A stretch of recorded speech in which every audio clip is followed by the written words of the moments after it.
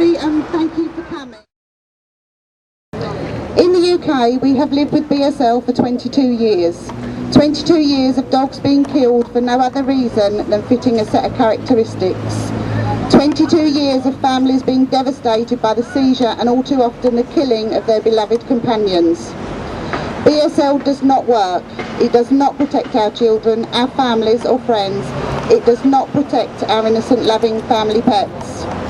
We are calling for breed-specific legislation to be replaced by a workable law which concentrates on responsible ownership, education, training and the tightening of breeding. Everyone has the right to own a dog, but not everyone deserves to have a dog. People are not educated on how to treat animals with the respect and care they deserve.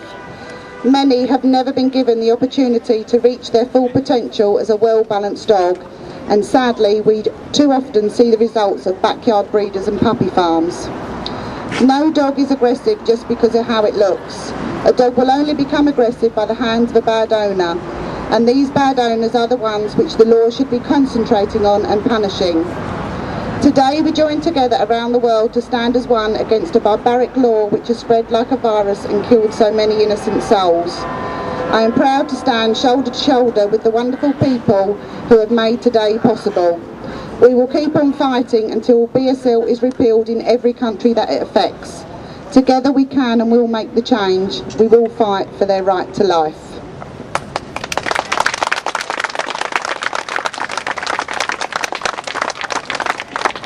Right, we're going to be reading some speeches that the other countries have sent us.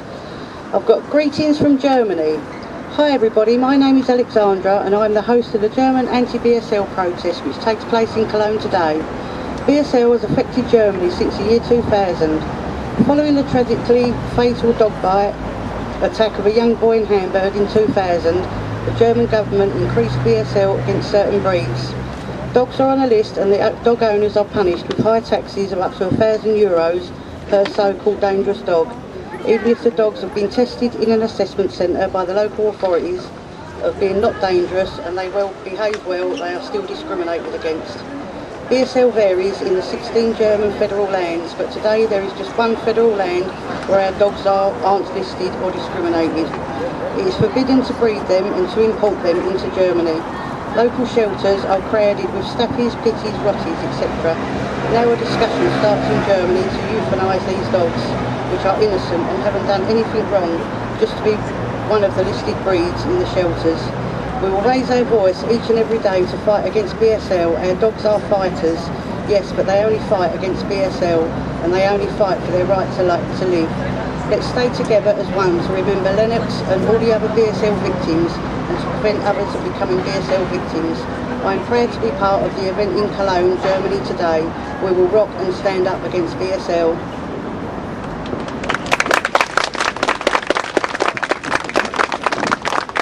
Greetings from Australia.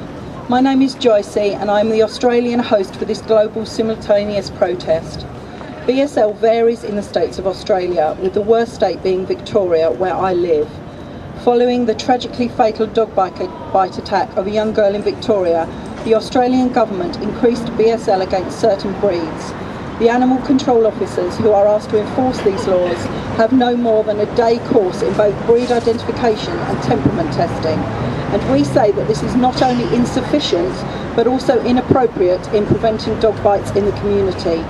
In Australia, we seek to obtain a model such as in Calgary, where new dog owners are encouraged to attend dog schools. We also seek mandatory desexing, microchipping and registration of all dogs, with the funds from these going to education in schools to teach children on how to approach and manage dogs appropriately. In Australia, we lobby our local politicians to fight BSL. I think that together globally we can bring this terrible legislation to its end.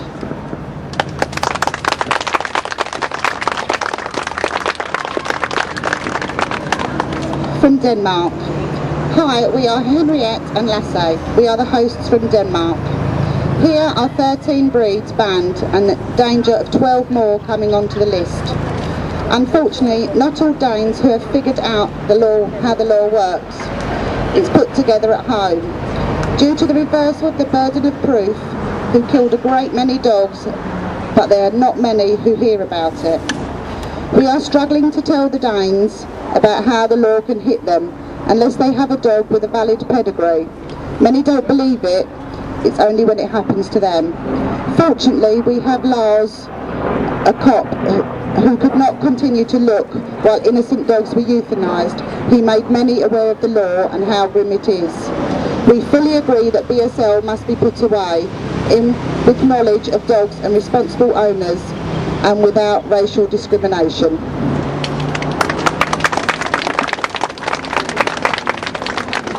Greetings from Canada. Our names are Zelda Nista and Debbie Black of Ontario. Canada has several different approaches to laws regarding animal legislation. We can be both proud of our country's enlightened attitude and intelligent and compassionate laws, and deeply ashamed at the same time. It depends which jurisdiction one lives in. Sadly, the admins of our group all live in Ontario, which is the largest jurisdiction in the world to adopt breed-specific legislation.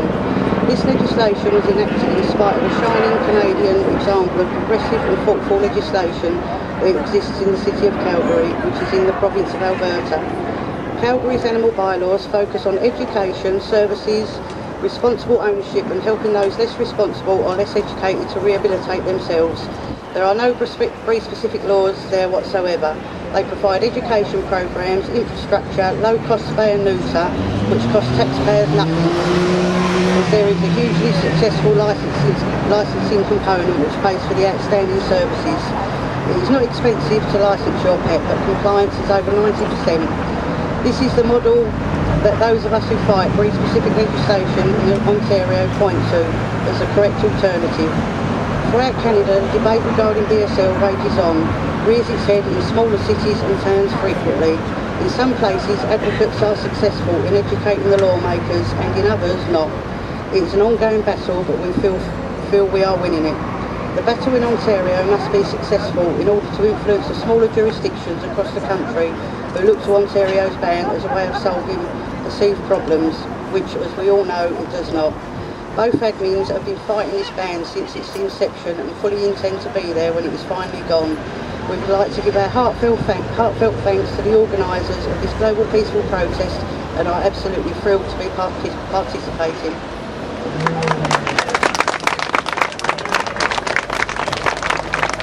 Right, this is from Caitlin Stocker on behalf of the USA, and please bear in mind that the laws in the USA are slightly different.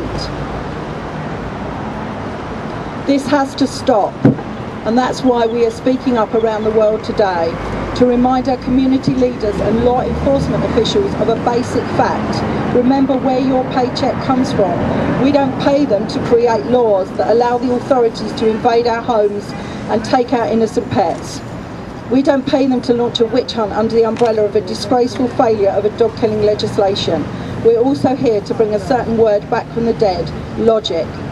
We have to demand compulsory neutering, spaying, obedience, socialisation training for all dogs, tougher laws to punish backyard breeders, willfully irresponsible dog owners and dog-fighting cowards. Let's have educational programs so that well-meaning but inexperienced people can adopt death row dogs without running the risk of ending up on the gory news reports because they weren't educated on responsible dog ownership. I'm sure many of us here would gladly take the time to tell everyone about the dangers of leaving dogs around children, strangers and other pets without proper supervision. Tragedies happen, not because the dogs like to turn into monsters and eat half a city's population for fun, but because a playful bite can result in serious to fatal injuries. The pro-BSL factions love quoting statistics, most of which are false and the rest are woefully incorrect. Here are some official statistics. According to the US Centre for Disease Control's latest published report, 2010, drowning is this nation's leading cause of death for children aged between 1 and 4. Should we outlaw swimming pools, drain creek beds, put armed guards to block kids from getting too close to rivers and the sea? Or do we implement safety education, parental guardian responsibility? It's water. Water's not a babysitter. It may work for free, but it can also be the worst babysitter ever. The same rule applies to family pets. And institute the compulsory use of childproof fences around pools. Even the CDC admitted that their damning pit bull attack statistics come mostly from media reports and incomplete police reports. In other words, these reports were not properly investigated. We're not saying all BSL targeted dogs are angels who are incapable of harming anyone. They are, like all of us, a product of their environment. But unlike humans, dogs can be rehabilitated with a higher degree of reliability. It just takes a little effort and common sense.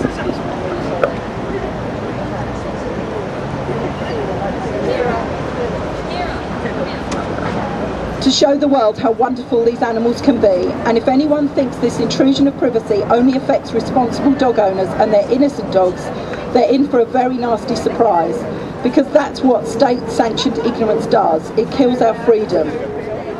We are deeply sorry to see cases where people and pets are harmed and even killed by anyone, dogs included.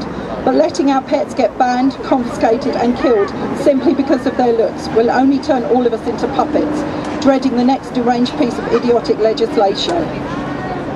We can do better without compromising public safety. All we need is a chance.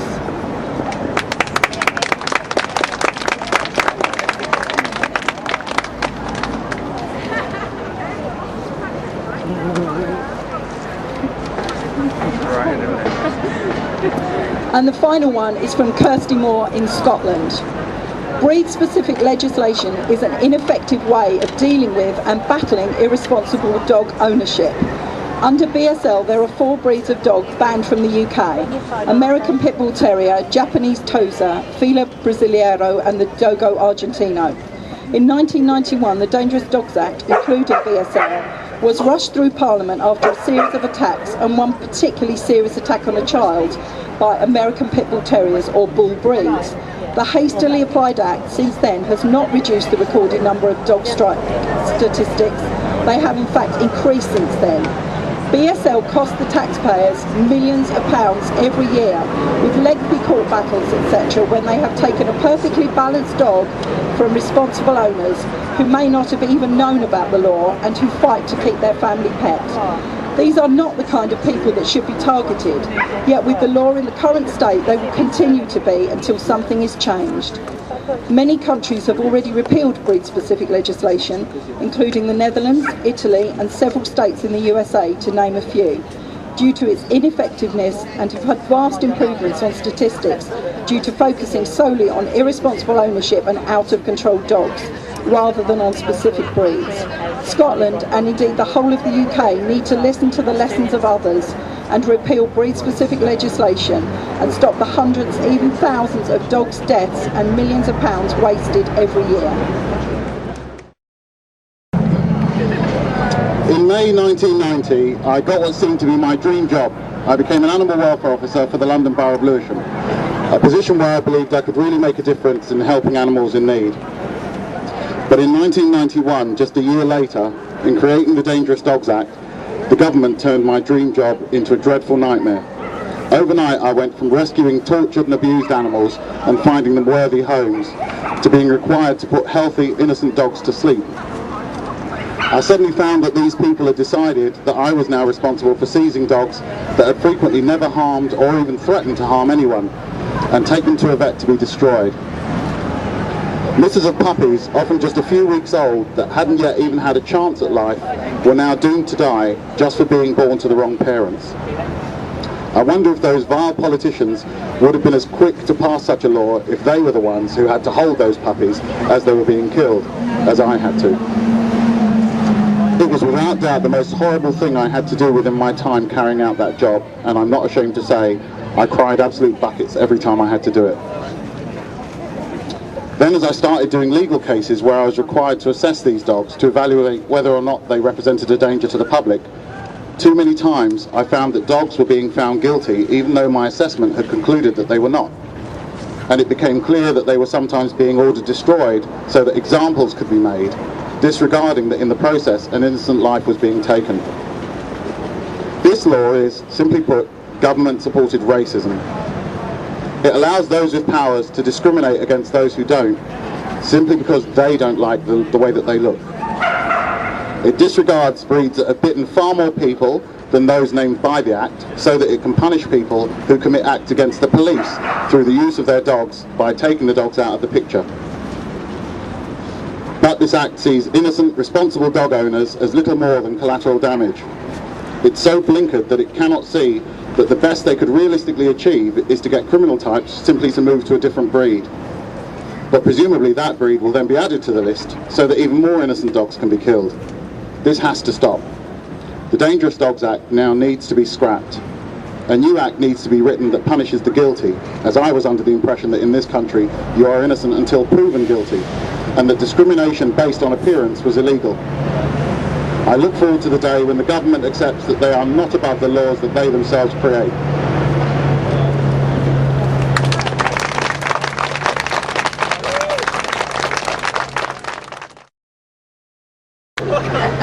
I'm going to have to wing it, I think. What I'd like to talk to you today is about change. Change for me personally began quite a few years ago as a result from a heroin addiction. It took me many years to get over that addiction. The thing is, change comes from the individual. It comes from inside. As it comes from the individual, it passes on to the next person, and then on into society, and then on to the national level, and then on to international level. And before you know it, fairy dust is spread. The world's a better place. Dogs aren't being seized. The other problem is that I took these choices. Dogs didn't. I made bad choices. I ended up in prison. Dogs didn't. There's innocent dogs out there being victimised by the way they look. And people aren't giving them the chance to change. We're not giving people the chance to change. If people want to, we can go about and we can be the best dog people we can. But that's only going to reach about 50% of the general public. What I ask people to do is not only be a good dog owner, but be a good person who has a dog. Now there's lots of individuals out there that come up in my newsfeed every single day. I wish you could all see them, because change is happening. It is happening. It's out there. And one person I'd like to talk to you about change is Nicky Horde. Nicky Horde, come here. Now this lady epitomises everything I'm about. She's an individual. She works her socks off for the dogs that she loves. Everyone does this. She's such a fantastic person that she inspires everyone with her work. So Nicky, today, on behalf of all the staffies, and everybody here, and every dog in the land, because I have the power and I'm the fairy dog mother, I'm going to canonise you, Saint Nicky, the patron saint of staffies. See, I've got the power. Have a look, Nicky. And thank you every single one of you. You're going to make this change happen. It comes from all of you. It's in every single one of you. You can make it happen. Go out there and have it.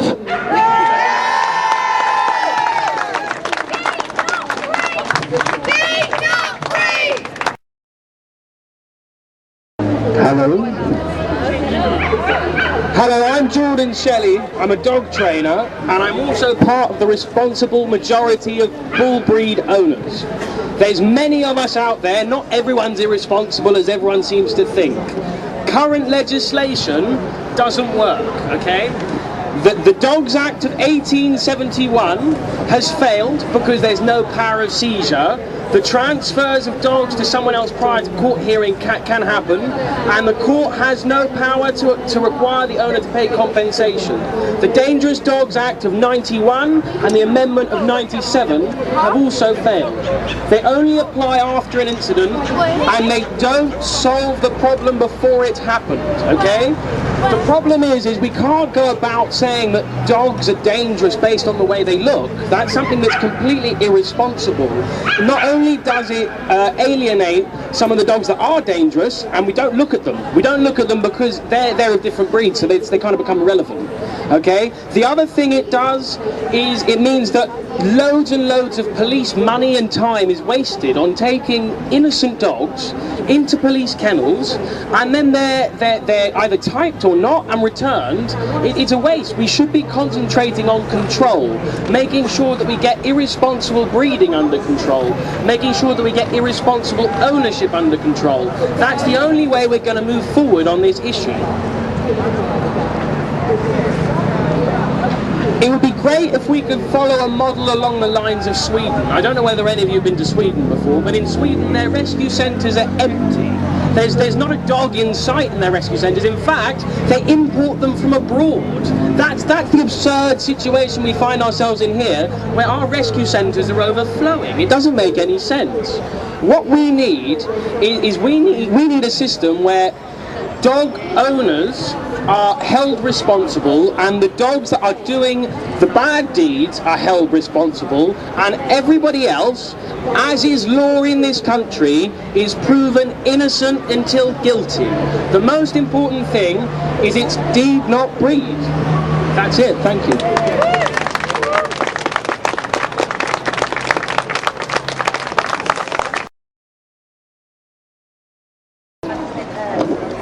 Yeah, I'm Owen Sean from DDO Watch. We'd like to tell you about a little dog here, Fudge, today, who sadly is no longer with us. So I'll just start reading. I wrote the poem that I'm about to read for a young dog called Fudge, who was killed in Merseyside in April of this year because of the way he looked. BSL does not target the dangerous or the irresponsible. It simply targets the look, the size and the shape of the dog. Fudge was owned by a mature lady, and he was her companion and best friend.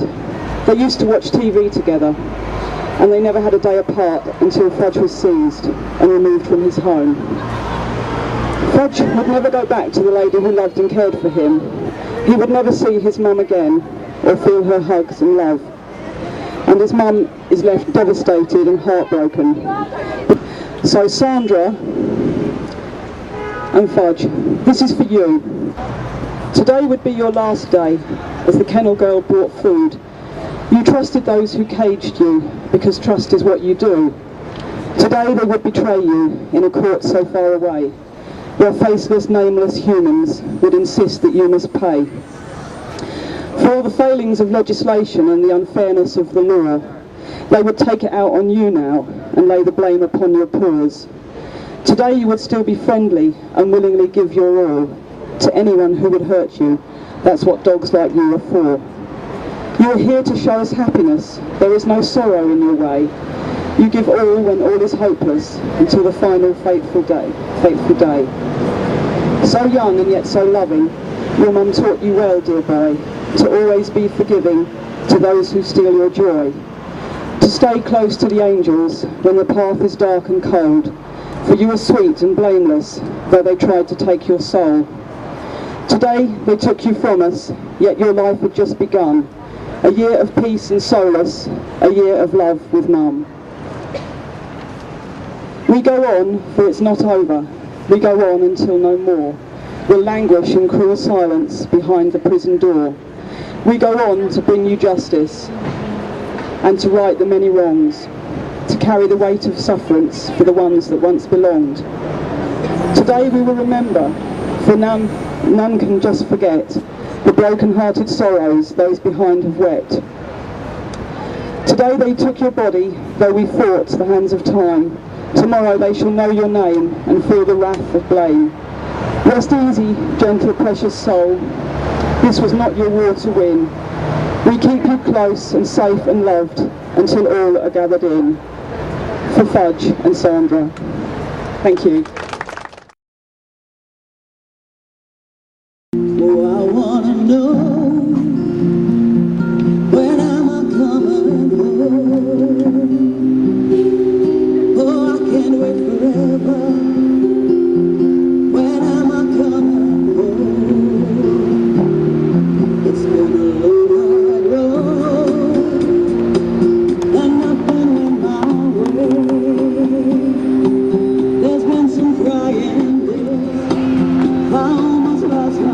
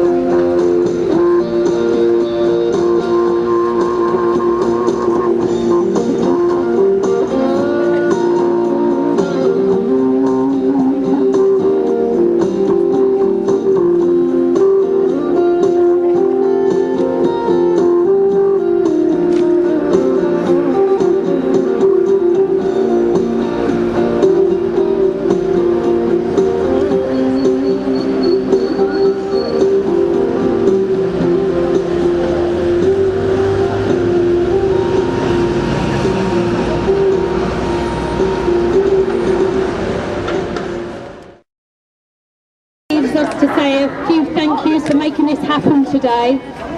And the first thank you goes not to a person, not even a living being. It goes to Lennox, a dog from Belfast seized under BSL, whose fight for life endured 2 years locked away from his family. A family who never gave up, and through sharing his story, amassed people from around the world to stand up and say no to BSL. Through fighting for Lennox, and it was a fight fought so hard by so many here today, a legacy was born. A legacy that will continue to draw in more people, so our voices will get louder for Lennox and all the dogs lost to the hell of BSL. We will never, ever give up. So we've heard some wonderful speeches for some busy people today who have given up their own time, and their support is truly valued. Thank you, Robert and Jordan. Great to have you here again. Thank you to all the folk at DDA Watch, Sean, Ali, Maria. We really appreciate you guys. You work tirelessly, and the world really is a better place with you. Anyone not linked up to DDA Watch, please check out their Facebook page. Your support is needed to continue saving dogs affected by BSL. A few more names to throw around. A huge thanks to Caroline Murphy, fantastic at coordinating this as a global event. The pictures coming in from Australia I've seen today are, I'm sure, a reflection of how successful today has been. Caroline, your hard work's truly appreciated in cutting through the red tape and keeping everything cohesive. Even illness has not held you back. Well done, that woman. A big thank you to Carol and the Canine Crusaders. Travelling from Manchester is a feat in itself. Having you guys here is really looking BSL right in the eye. Love having Cobalt and Sapphire, ambassadors for their breed, raising real awareness. Love them. Shawnee, you've had your moment of glory, mate, so it's short and sweet for you. You're awesome. Thank you. Thank you to someone else missing today, and that's Ange Manners, who's done a hell of a lot of legwork in setting up the previous protest, leading the way for this event. We miss you, Ange. And a shout to the skies to those we've lost, Sarah, Gwen, John. Thank you for looking down on us all. Hope we're doing you proud. And Lane, she's a quiet little worker, but this woman don't half put the work in, and thanks go to her, especially for inviting our guest speakers here today. Big thanks, Anne. That really is a small selection of names because so many people have played so many important roles. I hope you all just accept a massive general thank you for promoting this event, attending this event, and continuing the fight against BSL. Without your support, this couldn't happen or continue to happen. Thank you for coming, and until next time.